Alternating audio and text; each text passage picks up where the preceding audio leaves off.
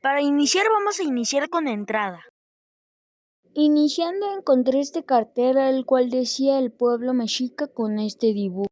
Según el relato mítico, su dios principal Huitzilopochtli les ordenó abandonar Aztlán. Así en 1325 inicia la vida en Tenochtitlán, que verá su caída 200 años después, tras la invasión española. Los últimos reductos del pueblo mexica desaparecieron con el paso del tiempo. A continuación les voy a enseñar estas esculturas que me parecieron muy buenas.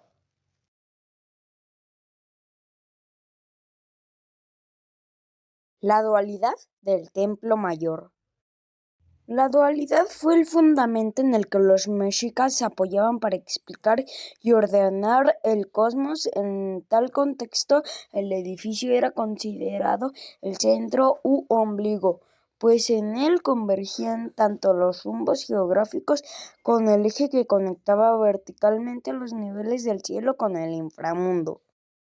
Las fuerzas se necesitaban entre sí, ya que al encontrarse daban lugar al movimiento, como el sol que desplaza la oscuridad y a la luna, para morir al atardecer, dando lugar de nueva cuenta a la noche, o a la temporada de lluvias, tiempo de la siembra, que llevaba a la temporada de secas, ocasión para la guerra, fuerzas que formaban parte de todos los seres y que se sucedían en una espiral interminable. Plaza frente al Templo Mayor. Hay poca evidencia de la última etapa del Templo Mayor y los demás edificios, ya que sus materiales fueron utilizados para construir los templos, casas y edificios públicos en la capital de la Nueva España.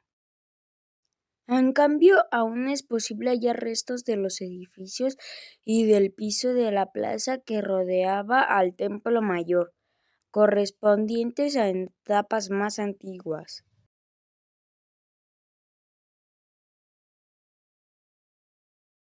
El programa de arqueología urbana.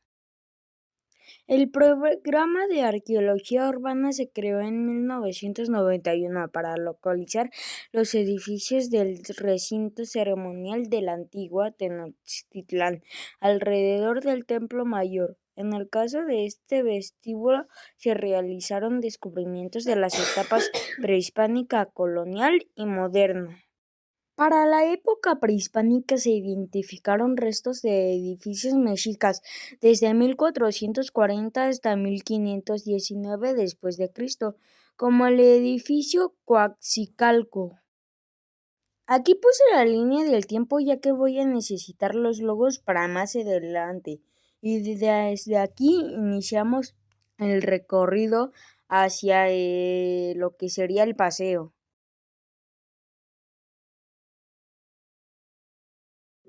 Continuamos con la parte de inicio, que yo recuerdo nos habíamos quedado aquí, iniciando el paseo. Bueno, pues aquí primero puse unas fotos que me gustaron mucho del Templo Mayor.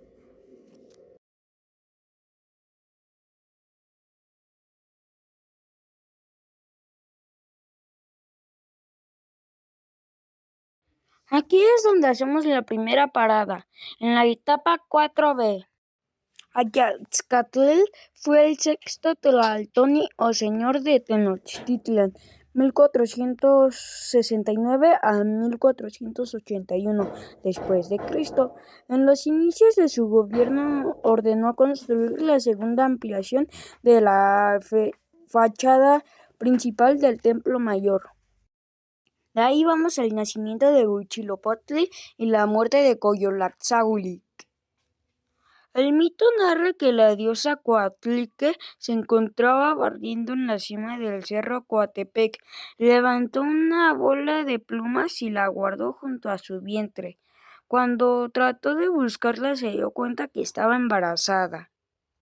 Al saberlo, su hija, la diosa Coyolxauhqui, decidió junto con sus hermanas las estrellas terminar con la vida de su madre. Al enterarse Huitzilopochtli, el hijo que aún se encontraba en el vientre de Coatlicue Tezcuco le dijo a su madre que no se preocupara, él la defendería.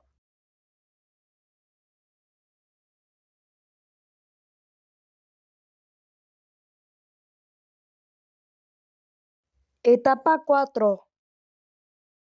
Moctezuma, el quinto Tlatoani mexica, gobernó de 1440 a 1469 después de Cristo.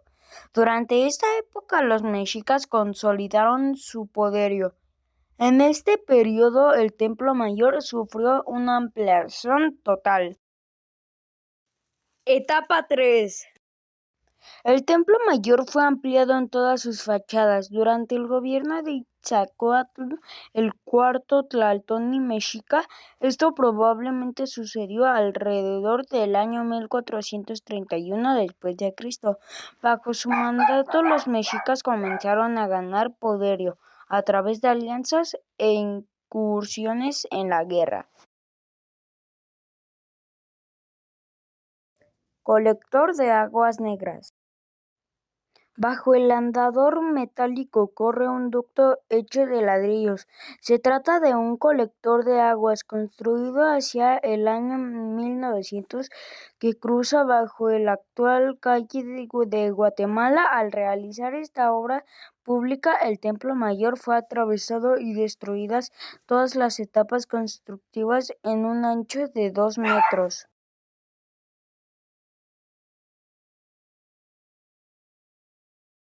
Adoratorio de Huitzilopochtli. El Templo Mayor en la cima tenía 2 adoratorios. El del lado sur estaba dedicado a Huitzilopochtli, dios de la guerra y patrono de los mexicas.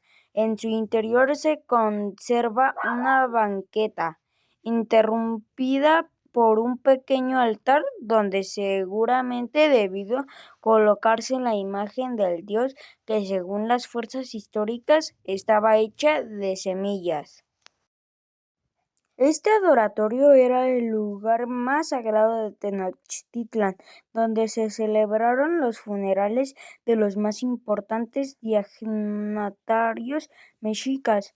Sus restos cremados fueron depositados en urnas funerarias bajo el piso. Etapa 2. Durante el período comprendido entre 1375 y 1427 después de Cristo, Tenochtitlan se encontraba bajo la sujeción del señorío de Azcapotzalco. La etapa 2 fue una de las más antiguas del Templo Mayor. Fue construida alrededor de 1400 después de Cristo, quizás durante el gobierno de Huitzilopochtli. Están descubiertos tan solo una parte del basamento piramidal y los adornos de Tlaloc y Huitzilopochtli. Adoratorio de Tlaloc. Tlaloc, dios de la lluvia, fue venerado por los mexicas y por muchos pueblos mesoamericanos. Desde tiempos remotos, esta deidad se encargaba de traer la lluvia que hacía posible las cosechas, pero también podía traer las tempestades que terminaban con ellas. Las 7 ampliaciones del Templo Mayor. Cada gobernante tenía la misión de aumentar el tamaño del Templo Mayor, lo cual, además de ser reflejo del crecimiento, también estaba motivado por las inundaciones que sufría la ciudad.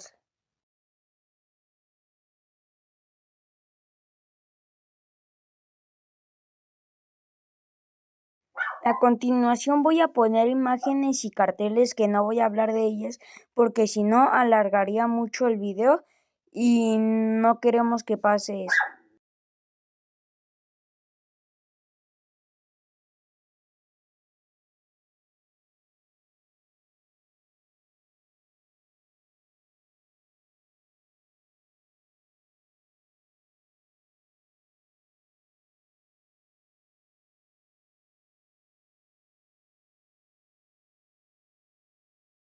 Aquí eliminé muchas imágenes porque, como dije anteriormente, no quiero que se alargue tanto el video.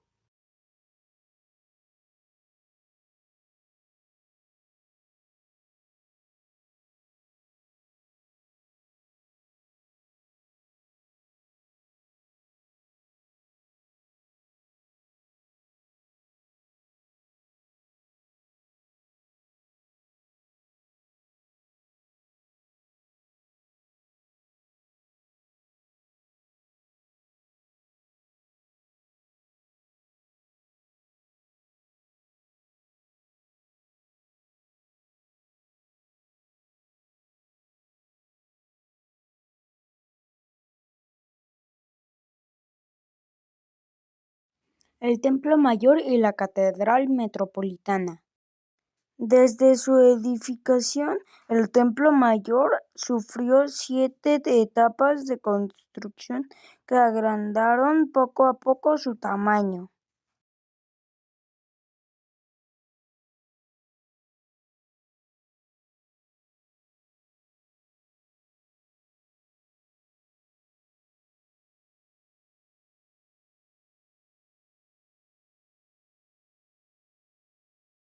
Aquí mi mami y yo notamos esta tipo fuente que era para tipo pedir deseos.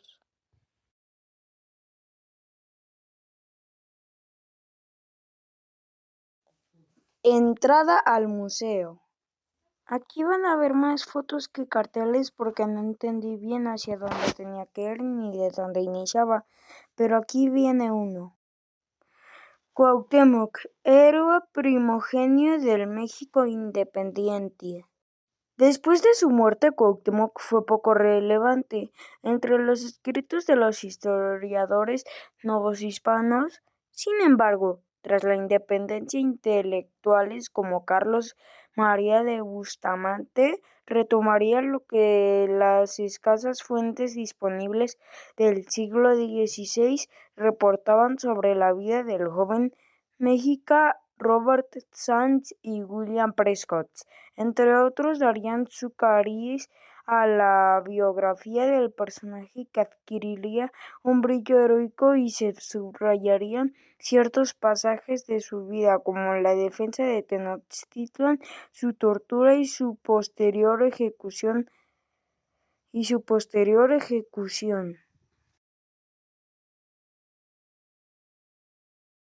Un personaje en la memoria. A medida que la figura de Cuauhtémoc iba colorándose de heroicidad, la de Moctezuma adquiriría el tinte contrario. Los niños del inicio del siglo XX leían los cuentos de Heriberto Frías, ilustrado por José Guadalupe Posada, en los que Moctezuma era un personaje dominado por la soberanía y cobardía, mientras que Cuauhtémoc se elevaba a la categoría de inmaculado defensor indígena. Aquí vengo a enseñar a Rigoberta Menchú, que ganó el premio Nobel.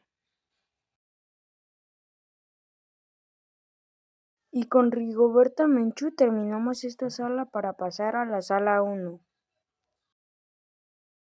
Y ahora iniciamos con la sala 1. Antecedentes arqueológicos. Aquí me di cuenta que era la catedral y aproveché para tomarle las fotos desde arriba porque me gustó mucho cómo se veía y en su momento tomé estas imágenes espectaculares. Hallazgo de los monolitos. El 13 de agosto de 1790, gracias a ciertas obras que se realizaron en la Plaza de Armas de la Ciudad de México, hoy Zocalco, se localizó la escultura de Coatlicue. El monolito fue trasladado a la Real y Pontificia Universidad y ubicado en uno de los ángulos del patio.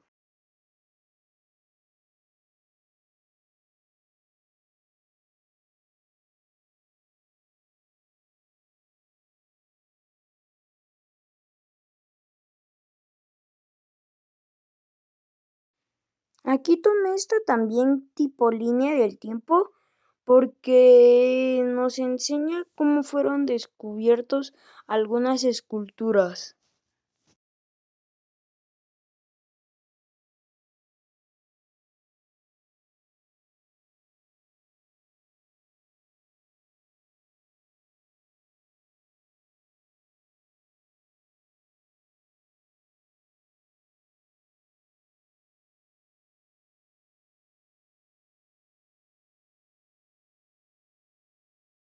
Descubrimiento de Coyolxauhqui.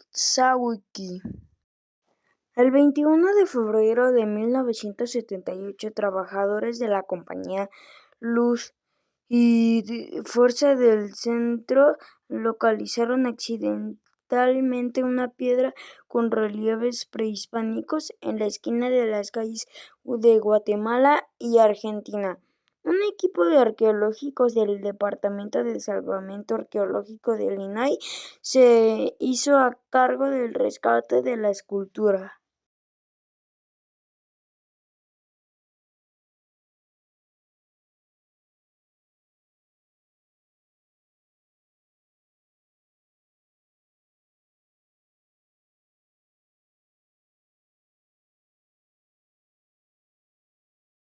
El proyecto Templo Mayor.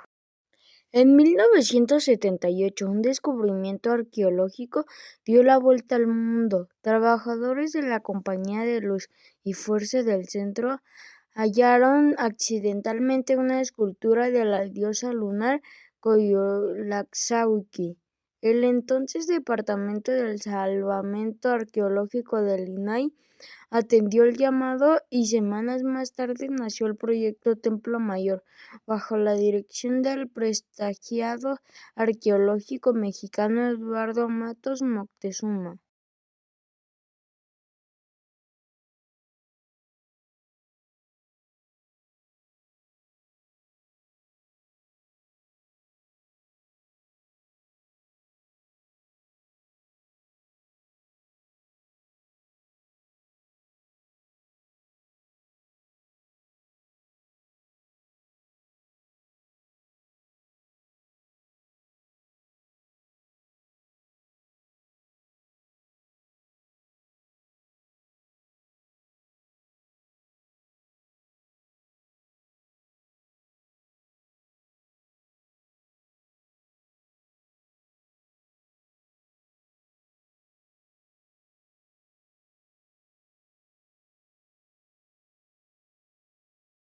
Y ya para finalizar vamos a ver el cartel. Sala 1.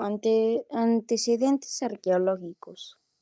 El recinto sagrado de Tenochtitlán ha sido objeto de numerosas investigaciones a lo largo del tiempo. Sus impresionantes edificios, así como las ceremonias que allí se realizaban, son descritos ampliamente por las fuentes documentales del siglo XVI. Durante la segunda mitad del siglo XVIII, cuando el pasado prehispánico parecía estar olvidado, el hallazgo de piezas y esculturas, junto con el surgimiento de una nueva conciencia nacionalista, hicieron renacer el interés por la historia antigua de México. Y así es como terminamos para pasar a la sala 2, ritual y sacrificio. Y aquí iniciamos con sala 2, ritual y sacrificio. Entre los mexicas, los conceptos sobre la guerra y el sacrificio respondían a las necesidades de cohesión y reproducción de la sociedad. El guerrero tenía una importancia fundamental y estaba inmerso en un sistema ideológico religioso que lo llevaba a anhelar la muerte en la guerra o el sacrificio, ya que así lograría retribuir a los dioses su inmología mítica, la cual había dado origen a la vida. Y aquí enseño unas cuanticas foticas.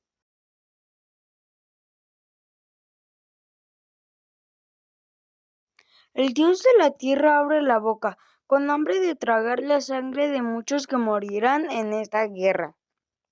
Parece que quien quiere regocijar el sol y el dios de la tierra llamado Tlatecuhtli quieren dar de comer y de beber a los dioses del cielo y del inframundo, haciéndoles cobiete con sangre y carne de los hombres que han de morir en esta guerra. Cuando nace un varón, el ombligo entérralo han en medio del campo donde se dan las batallas. Y esto es señal que eres ofrecido y prometido al sol y a la tierra. Esta es la señal que tú haces profesión de hacer este oficio de guerra, y tu nombre estará escrito en el campo de las batallas para que no se eche en olvido tu nombre ni tu persona. Pero el sacrificio más célebre entre los mexicanos, el que los españoles llamaron gladiatorio, este era un sacrificio de mucho honor y no se ejecutaba sino en prisioneros célebres por su valor. Tepozcali. Cuando han comido, comienza otra vez a enseñarles a unos cómo usar las armas, a otros cómo cazar, cómo ser cautivados en la guerra, cómo han de tirar la cerbatana o arrojar la piedra.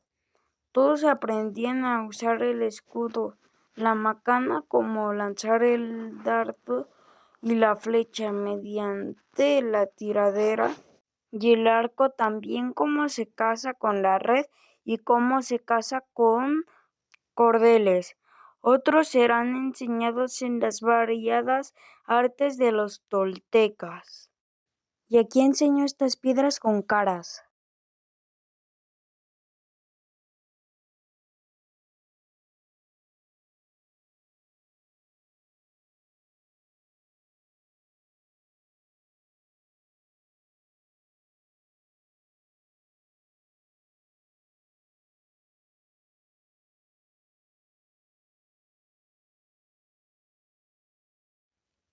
El sacrificio para el mexica simbolizaba la incursión del hombre en el ámbito de lo divino. El individuo destinado a esta muerte ritual representaba la justa retribución al sacrificio perpetuo por los dioses para la creación del quinto sol. El corazón y la sangre, símbolos de la vida, se convierten en fuerza cósmica y divina. Servían para alimentar al dios del sol y de la tierra.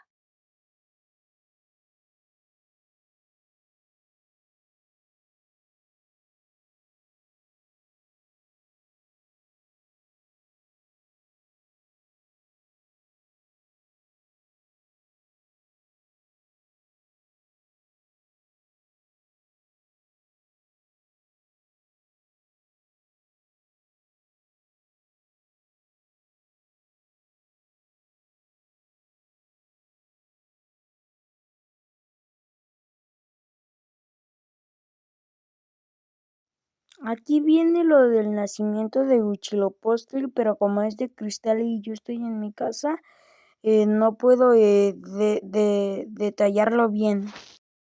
Y así termina esta sala para pasar a la sala 3, tributo y comercio. Ahora estamos en la sala 3, tributo y comercio. El poder político y económico de los mexicas se manifestaba a través del tributo y el control de las principales rutas de comercio, con lo cual obtenían alimentos, mantas, plumas, joyas y diversos objetos exóticos, así como materiales y mano de obra para la construcción de grandes templos o edificios públicos. Aquí me encontré con este cartelito que dice provincias tributarias hacia 1519. Tlatelolco, Petlalco, Jalcohuacán, Cuauhnáhuac, Huastepec, Cuautitlán, Axocopan, Atotonilco, Huipoltzintla, Huitzilopochtli, Atotonilco el Grande, Xiloxtepec, Cuauhhuacán, Toyoacán, Ocubilán, Malinalco, Tocutitlán, Tlaxcoco, Tepecoacuilco, Cihuatlán, Tlalpan, Tlaxcotzuatlán,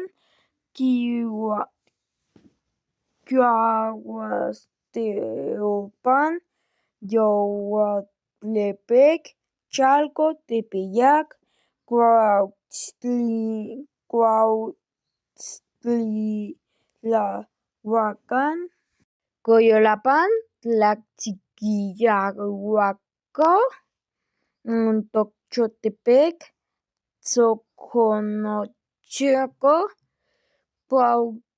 Cuauhtocochoco, Cuetlaxtlán, Tlapacoyan, Tlahuiquetepec, Tochpan, Atlán, Cihuacóac, Oxitipán y ya.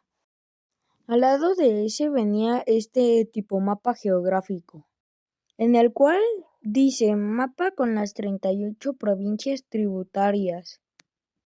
Este mapa muestra la expansión que lograron las ciudades de Tenochtitlán, Texcoco y Tlalcopan a través del tributo. Gracias a los datos en las fuentes históricas sabemos de los recursos que obtuvieron los pueblos sujetos y las relaciones que de ella derivaron. Abajo dice con rojo provincias tributarias y con azul Tenochtitlán. Y aquí lo pongo más cerca para que vean dónde se ubica la ciudad de Tenochtitlán. En el mundo mesoamericano, los mercados eran los espacios físicos en los que cristalizaban el comercio. Según las fuentes documentales, diariamente se establecía un tianguis cerca de alguna población importante, así como los domingos se instalaban los más grandes e importantes en las ciudades que regían señoríos. En ellos se intercambiaban productos indispensables como animales, alimentos, vestidos, piedra para construcción y madera, entre otros.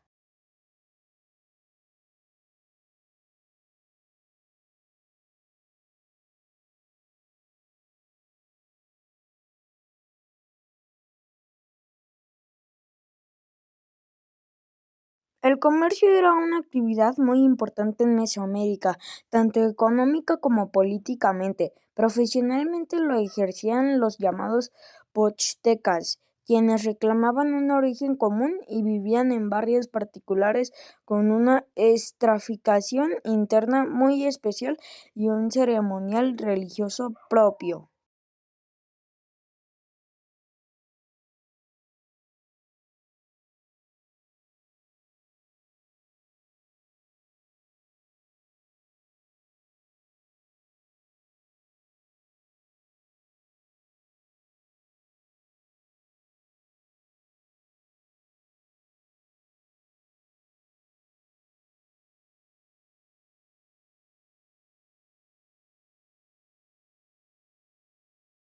Para los mexicas el tributo era la principal fuente de obtención de diversos productos. Los señoríos conquistados lo pagaban, por lo que regular cada 20 u 80 días, pudiendo consistir de alimentos como maíz, frijol, chile, cacao, sal y miel de abeja, de materias primas como plumas, oro, piedras verdes o grana conchilla, o bien productos elaborados como trajes guerreros, mantas, piedra verde trabajada, mosaicos de turquesa, papel, jícaras y petates, entre otros.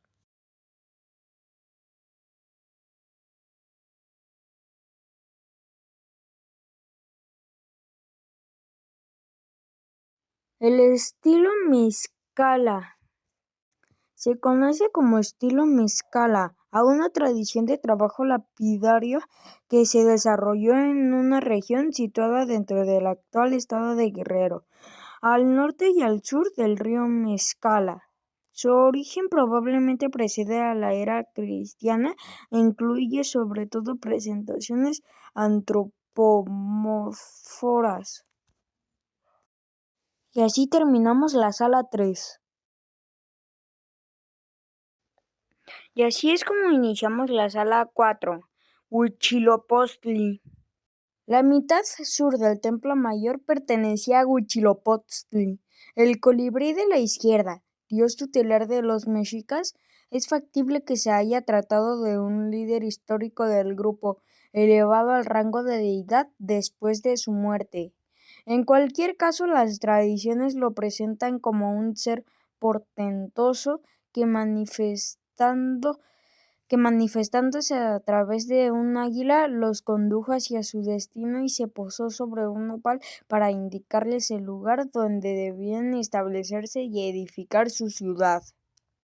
Aquí está esta escultura que nos enseñaban que tipo se sacaban los riñones o el hígado.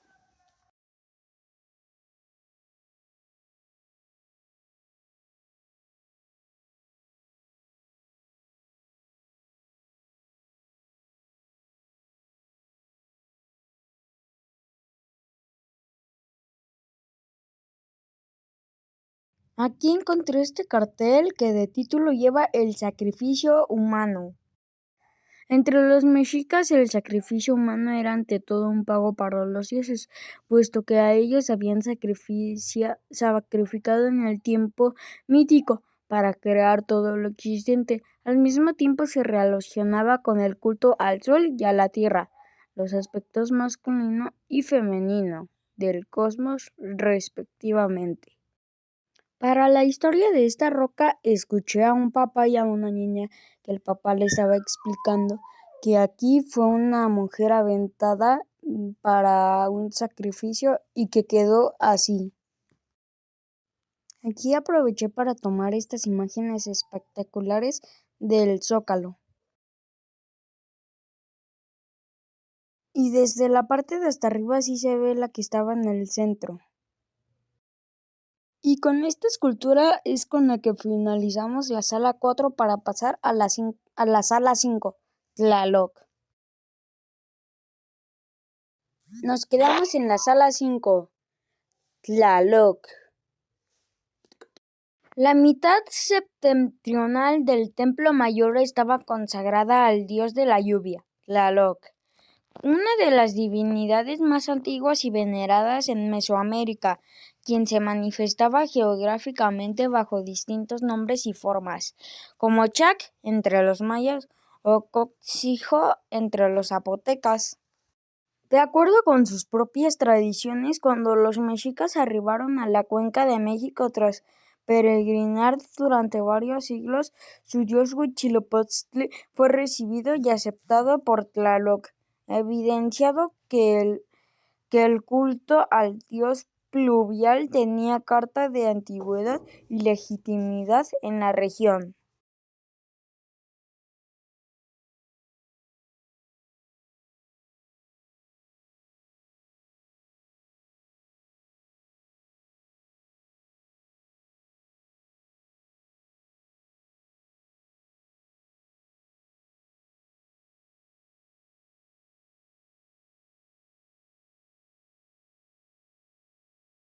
El dios Tlaloc residía en un gran palacio con 4 aposentos, y en medio de la casa había un patio con 4 enormes recipientes llenos de agua.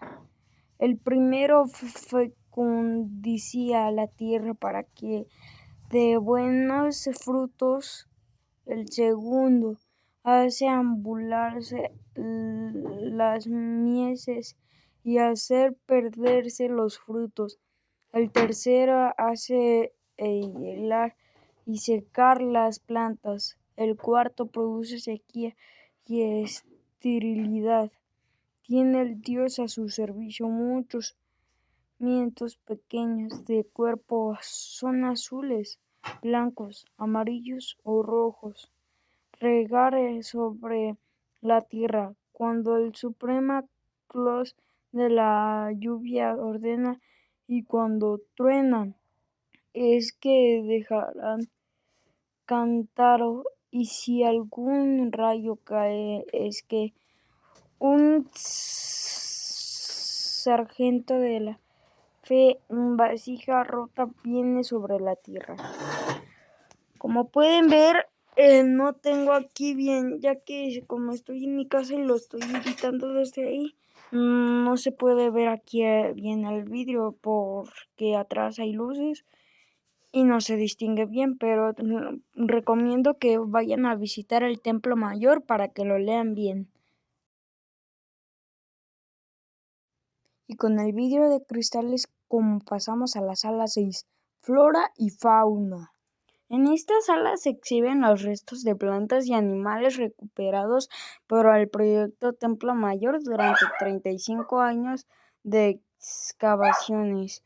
Mediante su estudio es posible conocer varios aspectos de la relación del pueblo mexica con distintos ecosistemas, tanto locales como foráneos.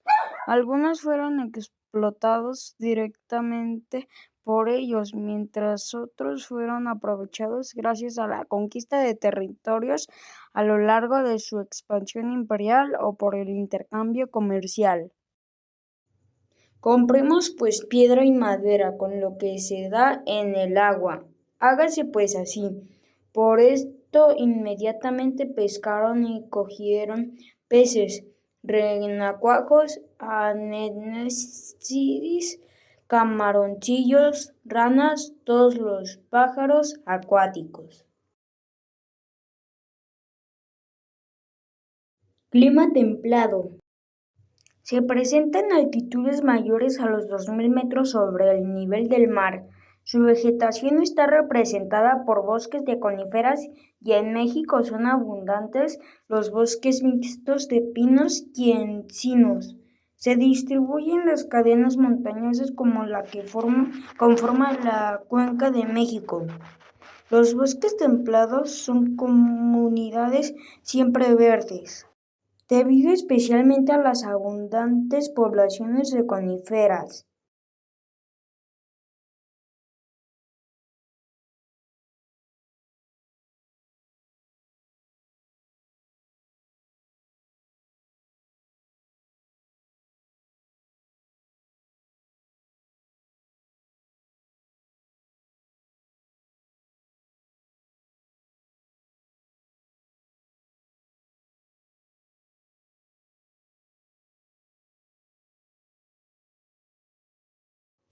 Bosque tropical caducifolio. Se define así la comunidad conformada por vegetales que viven a altitudes menores a los 1800 metros sobre el nivel del mar. Todos ellos son exuberantes la mitad del año y muchos pierden las hojas durante la temporada de secas, que es cuando florecen. La máxima altura de las plantas es de 15 metros.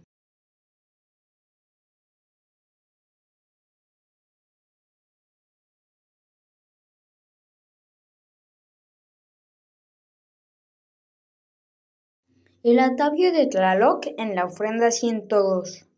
La ofrenda 102 fue enterrada al frente de la escalinata del templo de Tlaloc durante el reinado de Moctezuma II, 1502 a 1521.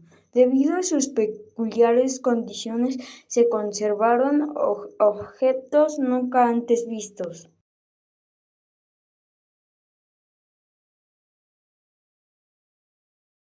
Aquí viene el listado de peces, pero para no alargar mucho el video, lo voy a dejar así y si quieren ustedes lo pueden leer.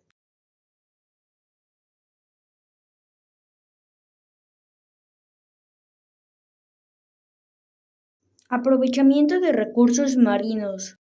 En muchas ocasiones se ha podido constatar que los restos de moluscos marinos depositados en las ofrendas fueron colectados muertos en la playa sin una selectividad aparente. Esto puede percibirse en las conchas, aparecen fragmentadas, erosionadas, decoloradas y con otros organismos adheridos en su parte interna. Y con estas imágenes son con las que pasamos a la sala 7, agricultura. Y así es como iniciamos la sala 7, agricultura. Como es lógico, los mexicas asociaban las actividades agrícolas directamente con las lluvias y su temporalidad, lo cual ocurre entre los meses de mayo y octubre, en la área conocida como Mesoamérica. No obstante, en la región sur de la Cuenca de México, ocupada por los lagos de Chalco y Xochimilco, se desarrolló y perfeccionó el sistema de agricultura intensiva de Chinampas, cuyo aprovechamiento de las zonas lacustres poco profundas permite cultivar durante todo el año.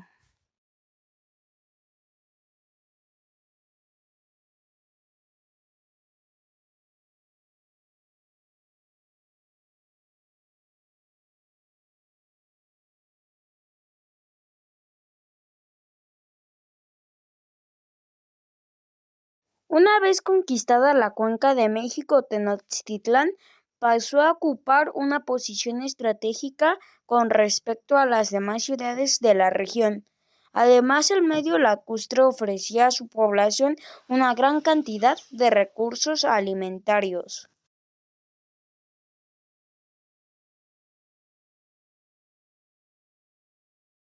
La agricultura constituyó el medio de obtención de alimentos más importantes en Mesoamérica.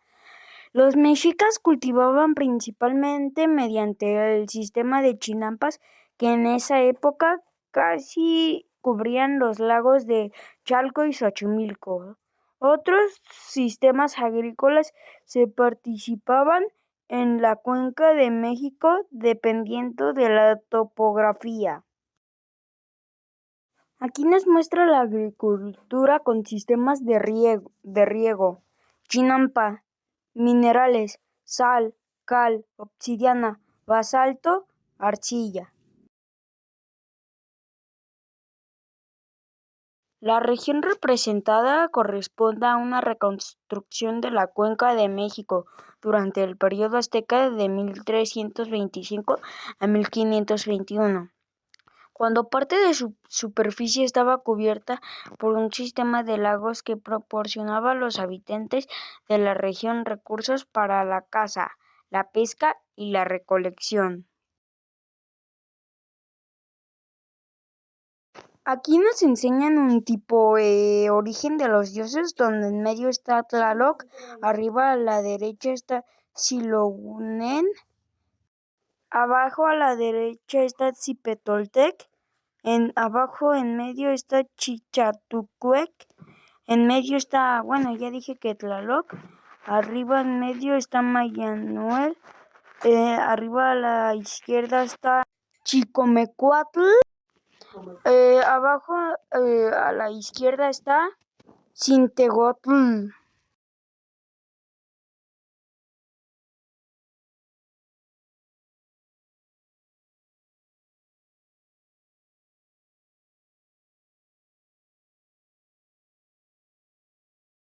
Se escogen las semillas, las que están sanas, lo más alabastrino de nuestro sustento. Lo mejor es cocido, se desparrama, se pone en el agua por 2 días, por 3 días están en el agua. Aunque había varios dioses y diosas relacionados con la agricultura, los de mayor jerarquía eran Tlaloc, puesto que la dotación de lluvia era crucial para el éxito o el fracaso de las cosechas, así como consorte Chalchicuitle, quien imperaba sobre las aguas terrenales. No menos importantes eran las deidades del maíz, auténtica planta. Y aquí pongo estas imágenes de lo que cosechaban. Y este video que me gustó mucho cómo lo hice. Y las imágenes.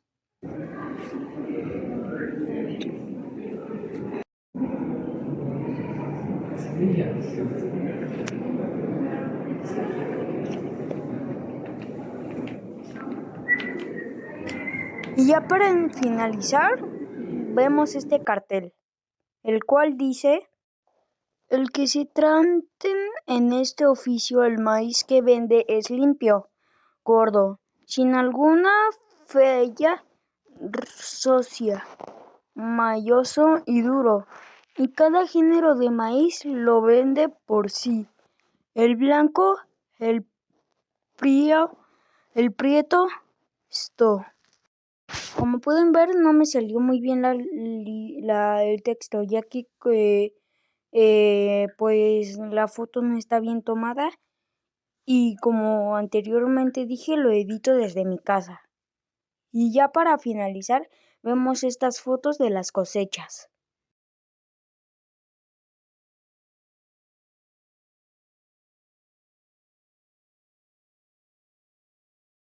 Y así es como iniciamos la sala 8, periodos colonial y moderno. Arqueología histórica. El 8 de noviembre de 1519 tuvo lugar el encuentro entre Hernán Cortés y Moctezuma. Casi 2 años después, el 13 de agosto de 1521, Tenochtitlan cayó definitivamente en manos de los españoles y Cuauhtémoc fue hecho prisionero, como acertadamente lo expresa Jaime Torres Bodet. Tal acontecimiento no fue triunfo ni derrota, fue el doloroso nacimiento del pueblo mestizo que es el México de hoy.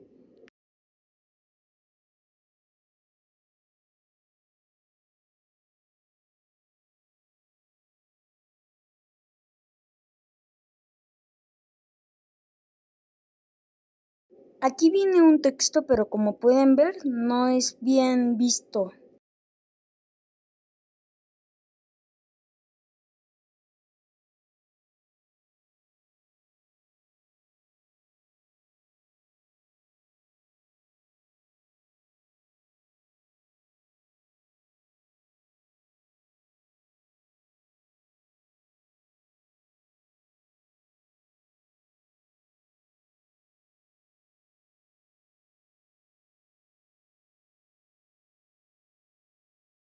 Perspectivas de investigación.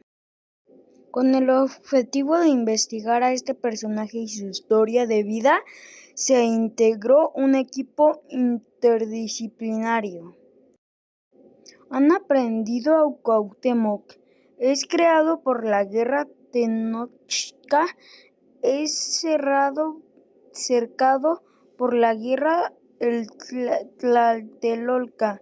Era el día serpiente del año 3 casa. Aquí como pueden ver, la luz de la imagen no permite ver bien el texto y también por el ángulo. A partir del siglo XVII, la Iglesia Católica de Nueva España se interesó por difundir la veneración a las ánimas del purgatorio, labor que no resultó difícil, ya que los indígenas le rendían culto a los muertos desde la época prehispánica. Monedas. Tras la conquista, la necesidad de una moneda propia en la Nueva España se vio favorecida por la existencia de vastos recursos minerales de oro, plata y cobre en gran parte de su territorio. El 11 de mayo de 1535, gobernado al virrey don Antonio de Mendoza, se fundó la Casa de Moneda de América, en el edificio ocupado actualmente por el Nacional Monte de Piedad. Y finalizamos con esto para pasar de una vez a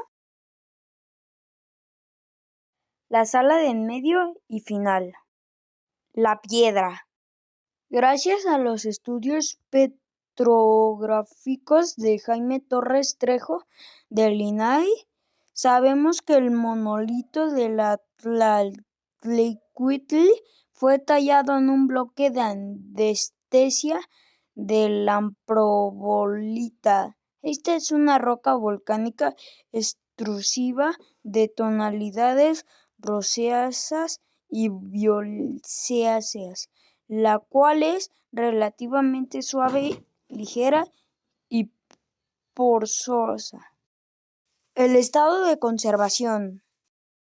Los materiales constitutivos del monolito se encontraban estables en el momento del hallazgo. La mayoría de los daños entonces registrados son producto del uso que se le dio a la escultura en tiempos prehispánicos, de la naturaleza estratificada de la andesita y de los agentes de deterioro presentes en el subsuelo durante 5 siglos de enterramiento.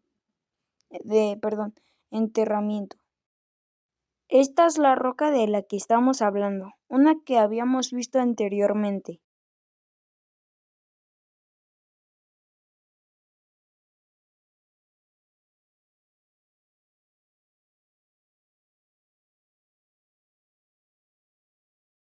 El proyecto del Templo Mayor y su 7ª temporada de excavaciones. En marzo de 1978, y como consecuencia del hallazgo del monolito de la diosa lunar, Coyolxauhqui, se puso en marcha el proyecto Templo Mayor bajo la coordinación del Acuerdo Arqueológico Eduardo de Matos Moctezuma. La obtención del bloque. El delgado bloque cuadrangular con el que se elaboró el monolito habría sido sacado de la cantera con ayuda de narrias, suerte de trineos de madera que se deslizaban sobre troncos y que eran impulsados con cuerdas sin palancas. El cuerpo de la diosa. En este monumento Tlaltecuhtli fue presentada en su aspecto femenino. Aquí está una imagen.